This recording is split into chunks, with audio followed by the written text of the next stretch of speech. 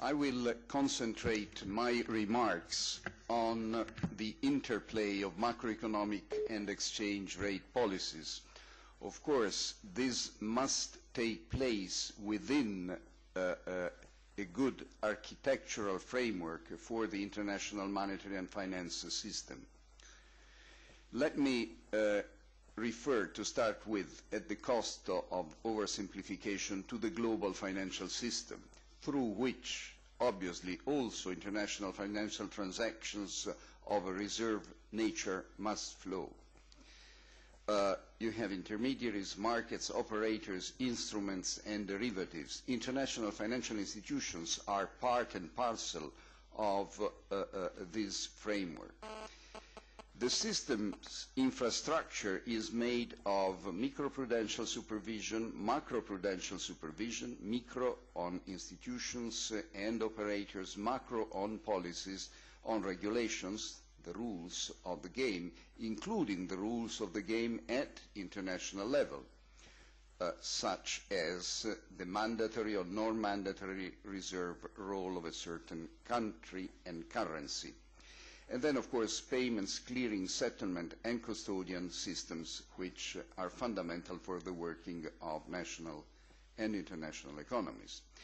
Obviously, the global financial system represents the link between operators, sectors, countries in financial surplus with counterparties in deficit, and therefore the bridge between savings and investment at national and world level. As we heard before, if you have excess savings, you can transfer it at world level, provided, of course, there are willing takers of this saving. The Chinese found the Americans, but they had to buy, and they decided to buy U.S. Treasury securities. Let me also link my remarks to the lessons of the crisis, and I will synthesize them by saying that the market cannot prove the solution to all our problems. Markets are neither self-regulating nor self-correcting. Market efficiency and investors' rationalities cannot be taken for granted, and advances in risk management were flawed and continue to be flawed, largely because of the inappropriate use and understanding of derivatives markets. The global financial system requires good regulation and effective supervision. Basel II accounting standard credit rating agencies were affected by major weaknesses. Lehman had a better credit rating than Italy when it failed, but now, of course, we are in the hands of a credit rating agency which claims that, rightly or wrongly, I don't know, that Greece its debt is non-credit worth. Where was this institution, that is to say, the credit rating agency, in the past few years? All these factors are, in my view, part and parcel of the regulatory and supervisory system, and therefore we cannot take in isolation the role of the international monetary framework. It must be set in a broader setting. Above all, and this is the point, macroprudential supervision is fundamental because it affects the relationship between economic policies, exchange rates, surpluses, and deficits. Public sector deficits, not only in the US, and excessive liquidity creation, notably in the US, were no doubt the real heart of the crisis, although, of course, the inappropriate workings of the global financial system and its regulation and its supervision were the instrument through which the crisis erupted and went through the world because of the workings of the global financial system. The approach to financial surveillance is regulation, microprudential supervision, macroprudential and economic policy. And this, by the way, ties in very clearly with lessons of a great Italian economist, Paolo Baffi, who was at the same time also the author beyond the citation I make here of the first analysis of the so-called Triffin paradox. Indeed, Buffy outlined this paradox well before Triffin himself. By the way, there is one thing I do not understand fully in some of the previous speakers, the reference to the fact that since China is a huge surplus country, it has a lot of reserves, and therefore its currency might become a good international reserve. Frankly, the argument, in my view, goes totally in the opposite way. In order to be a reserve currency, you have to provide the world with your currency, and therefore you must have deficits. And this was and is still the problem of the United States. They took this role of having an external deficit to the extreme and to the excess. But the other point I want to make is that, in my view, the basic Keynesian paradigm of the possibility of the paradox of saving remains in part right, and therefore if at world level you have excess savings, and if you want to save more but investment is not forthcoming, you might end up in a situation of lower income saving and investment. Global current account imbalances are clearly part and parcel of our system. But let me focus on 4 countries to be more specific. The 4 countries are China, Greece, Germany, and the United States. We talk a lot at world level about China and the United States with their huge current account deficits and surpluses. Let us look at Greece and Germany within the framework of a unified currency much in the same way.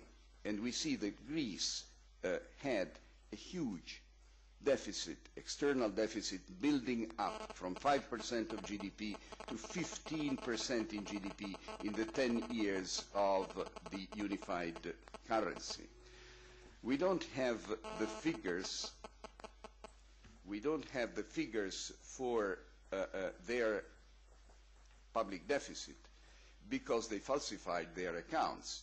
But we know the ultimate result. The ultimate result is that last year and the current year they have about 14% of GDP as their public deficit. So they will be building huge twin deficits on both current account and on public account. And nobody indicated that these policies were not sustainable. Much in the same way, nobody indicated to the United States that the attempt to maintain world growth by means of huge deficits was not sustainable.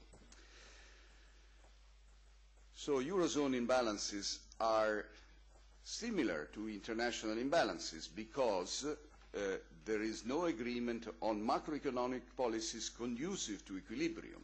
And I would submit, as was indicated by Professor Campos earlier on, and indeed by John Maynard Keynes quite a few years ago, but his lesson remains light, that it is necessary for deficit countries to adjust, but also surplus countries must rebalance growth from external to domestic sources.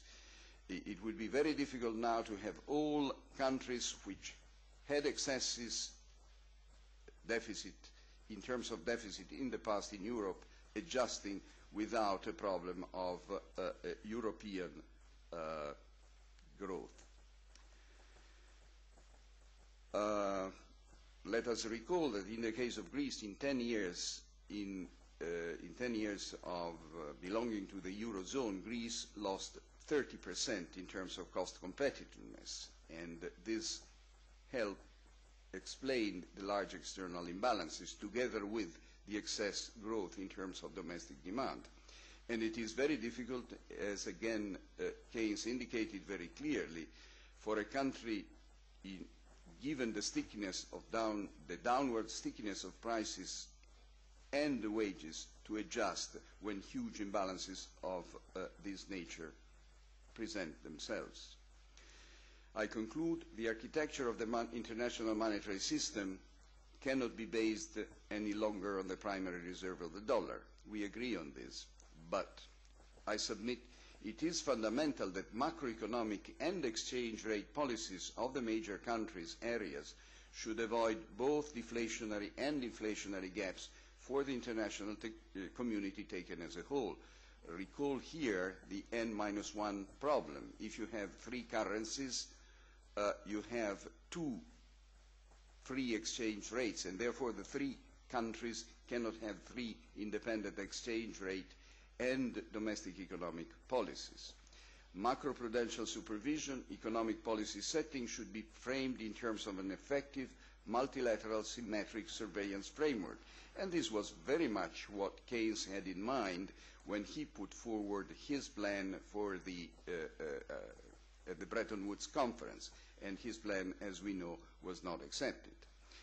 The role of the euro as an international reserve currency cannot be left to markets, and the idea that many indicated that the problem for euro to build such a role is to have a euro debt, euro bonds, is precisely the indication of the difficulty. Europe went very far ahead in terms of money, but is unable to shape a common economic policy, and even less to shape a common debt policy.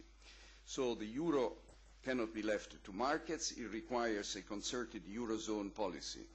But it seems to me that within this framework, where the various currencies can play a role in terms of reserves for transactions purposes, I concur with previous speakers, we should find ways and means of reinstating the special drawing right, it was the bancor in Keynes' idea, as an international reserve currency. The others, of course, can well play ancillary roles and play significant roles in terms of transactions, but not in terms of reserves. Thank you.